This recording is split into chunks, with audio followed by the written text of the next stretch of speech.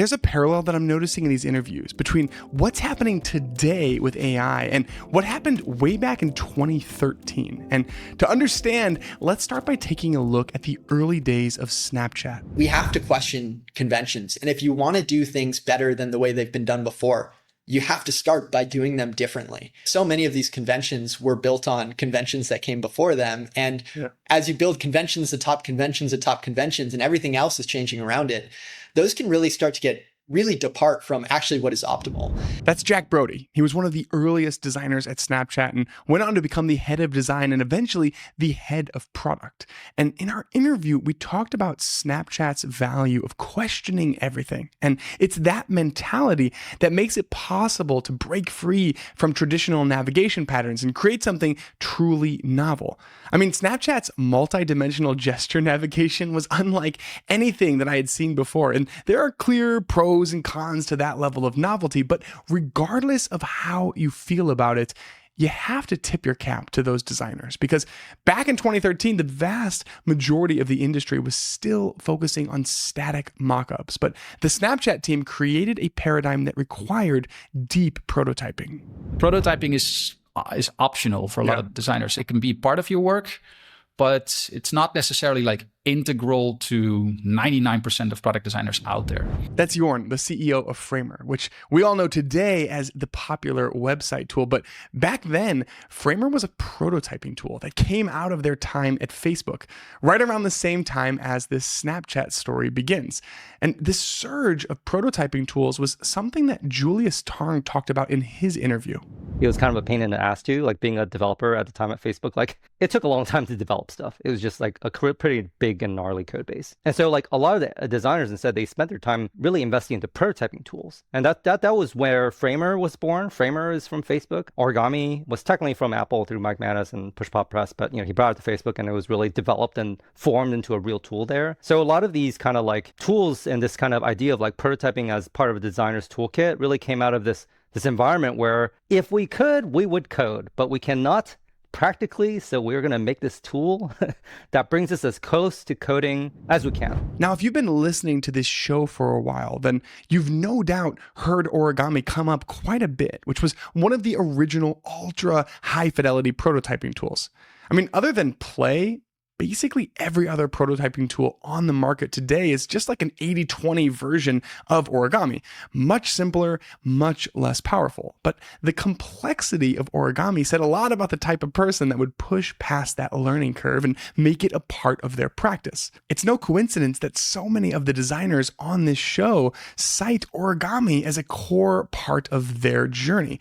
So I really like when Ben South defines origami designers as people with enough agency to overcome steep learning curves. Here's Julius echoing that same sentiment. A lot of people who use origami, they get over that kind of like learning hump of like, oh, this is such a complicated spaghetti tool. Like the fact is you can build something really high fidelity, indistinguishable from production. So what does all this have to do with AI? Well, in the same way that gestures on iOS opened an entirely new UX pathway for the designers at Snapchat who knew how to take advantage of it, learning how to work with AI as a material will be an amplifier for the designers who dive in early. This does feel like it is a new material. The same way when touch came, people who could prototype went further. That's just a fact. Looking back, we see that. Doesn't mean people who didn't prototype couldn't do anything. Like, no. They were still valuable. It's actually still a very hard skill set to acquire. But if you could do the other stuff, it was more valuable. That's Tuan Kumar, who, no coincidence, was yet another early designer at Facebook. And he sums up this idea beautifully.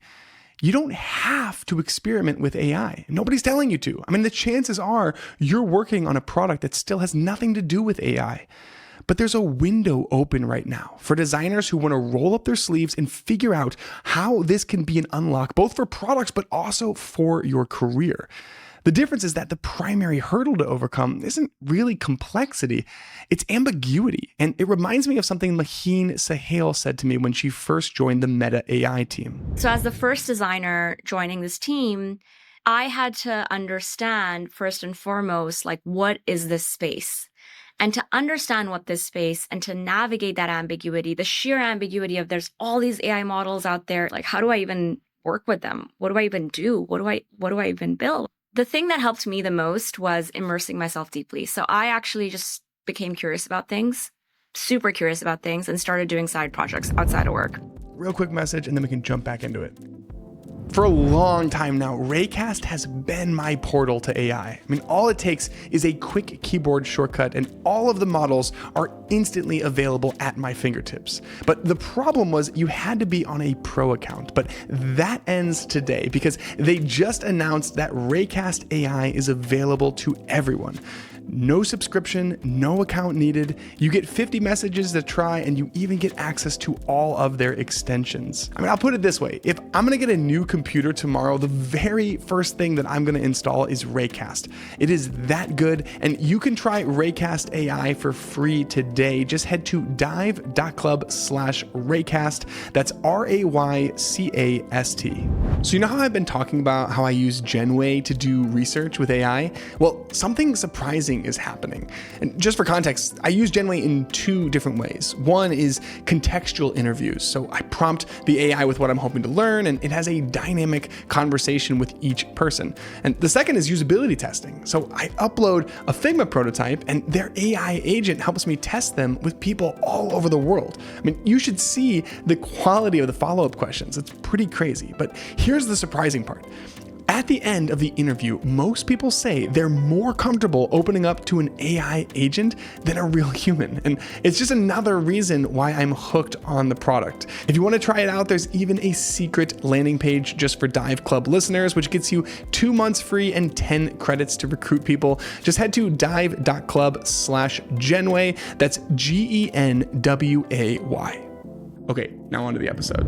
If you want to capitalize on this window of opportunity, then I promise at least one time you're going to be feeling exactly like Maheen did in that clip, where it's this feeling of, what do I even do right now? And in many ways, I'm kind of there right now. I mean, about half of my design process last week was in a system prompt in 11 Labs trying to design a conversational AI flow for in-flight. And I mean, I have no idea what I'm doing, but if you care enough to bring your ideas into the world, then you won't stop until you figure out that new tool, or maybe you build your first lovable prototype. This is what agency looks like. So I want to leave you with something Meng Tu said to me.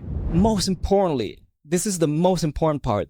It has to shake your core to a point where you're not going to give up when you're going to get there. So for example, you create a prototype in Figma and you're going to be like, I wish to my core that I can make this form functional. And I wish I can just submit it to a real database. When you get to that phase where you have a problem in front of you that you cannot solve by something that is not code, then that's a perfect segue to learn code. Now, I know that example was about code, but it's bigger than that. I mean, AI is raw power at your fingertips. All you have to do is be curious, try things, tinker with new tools. And today's world rewards people that demonstrate agency more than ever before. And this upcoming episode is a fantastic example because we're going to hear from Kyle Turman, who was the original designer of Claude by Anthropic. So definitely don't miss that one, and I will see you on Friday.